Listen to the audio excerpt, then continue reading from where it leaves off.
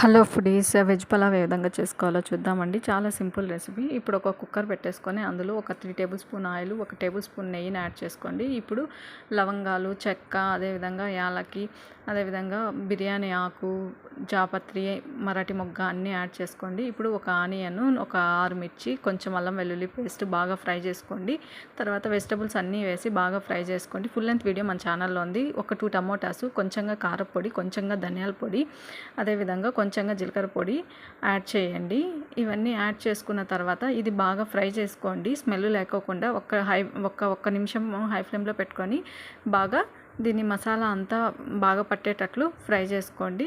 బాగా ఫ్రై చేసుకున్న మసాలాలోకి ఇప్పుడు ఆల్రెడీ నానబెట్టి పెట్టుకున్న రైస్ని ఇందులో యాడ్ చేసుకోండి. నేనైతే చిన్న రైస్ యాడ్ చేస్తున్నానండి. 1.5 గ్లాస్ వేసాను. దానికి 3 గ్లాస్ వాటర్ పడుతుంది మనకి, ఎందుకంటే వెజిటబుల్స్ కూడా ఉన్నాయి కాబట్టి. ఇప్పుడు కొత్తిమీర, పుదీనా వేసి 3 విజిల్స్ పెట్టుకొని ఇంక సర్వ్ చేసుకోవడం.